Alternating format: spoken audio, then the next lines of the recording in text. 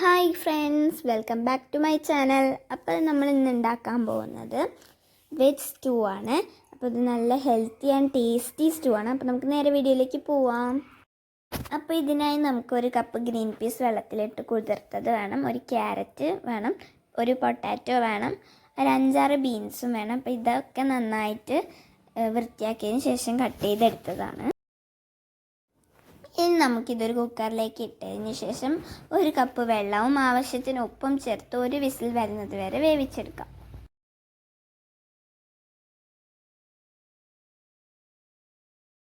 ഇനി ഇതൊന്ന് വെന്ത് വരുമ്പോഴേക്കും നമുക്കിതിലേക്ക് ബാക്കിയുള്ള സാധനങ്ങൾ റെഡിയാക്കിയെടുക്കാം.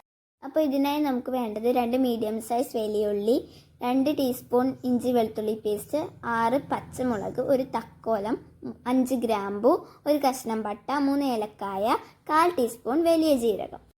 ഇനി നമുക്കൊരു ചട്ടി സ്റ്റൗവിലേക്ക് വെച്ചതിന് ശേഷം ഇതിലേക്ക് 2 ടേബിൾ സ്പൂൺ നെയ്യ് ചേർത്ത് കൊടുക്കാം. നെയ്യ് തന്നെ വേണമെന്നില്ല, വെളിച്ചെണ്ണ യൂസ് ചെയ്യുന്നവർക്ക് അത് യൂസ് ചെയ്യാം. ഇനി നമുക്കിതിലേക്ക് ഏലക്കായ, പട്ട, ഗ്രാമ്പു, തക്കോലം, പെരിഞ്ജീരകം എന്നിവ ചേർത്ത് നല്ലപോലെ ഇളക്കിയെടുക്കാം.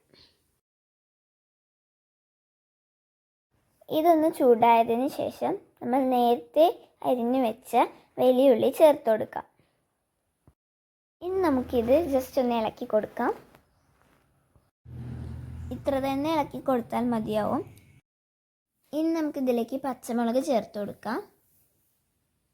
അതിനുശേഷം നമ്മുടെ ഇഞ്ചി വെളുത്തുള്ളി പേസ്റ്റും ചേർത്ത് നല്ലപോലെ ഇളക്കി യോജിപ്പിക്കാം.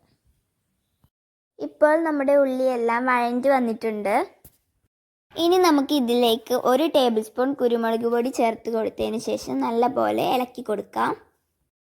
ഇനി നമുക്ക് വേവിച്ച് വെച്ച പച്ചക്കറി ഇതിലേക്ക് ചേർത്ത് കൊടുക്കാം. ഇനി നമുക്കിതൊന്ന് ഇളക്കി കൊടുത്തതിന് ശേഷം ഇത് വേവാനായി വെക്കണം. ഈ ഉള്ളിയൊക്കെ ഒന്ന് വെന്ത് വരണം. ഇനി നമുക്ക് 1/4 ടീസ്പൂൺ പെരുംജീരകത്തിൻ്റെ പൊടി ചേർത്ത് ഇളക്കി കൊടുക്കാം.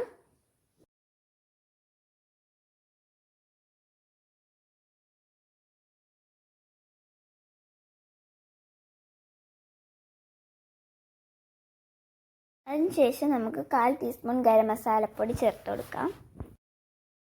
ശേഷം ഇത് നമുക്ക് അടച്ചു വെച്ച് വെള്ളം വറ്റിച്ചെടുക്കാം.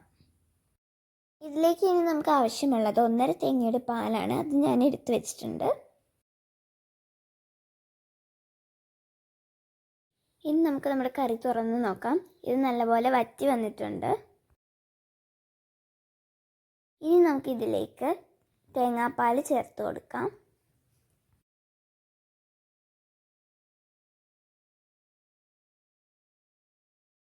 ഇനി ഇതൊന്ന് ഇളക്കി യോജിപ്പിക്കുക. ശേഷം ഇതൊന്ന് തിളയ്ക്കണം.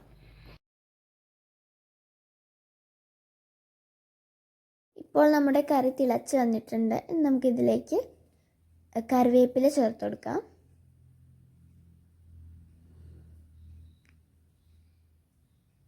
പിന്നെ നമുക്കിതിലേക്ക് മല്ലിയില ചേർത്ത് കൊടുക്കാം. ഇത് ആഫ്രിക്കൻ മല്ലിയാണ്.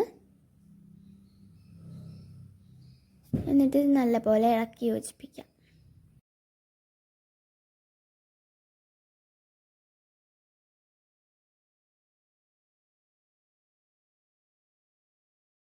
ഇനി നമുക്ക് സ്റ്റൗ ഓഫ് ചെയ്യാം. എന്നിട്ട് ഇതിലേക്ക് 1 ടീസ്പൂൺ നെയ്യ് ചേർത്ത് കൊടുക്കാം. വെളിച്ചെണ്ണ യൂസ് ചെയ്യുന്നവർ വെളിച്ചെണ്ണ ചേർത്ത് കൊടുത്താൽ മതിയാവും.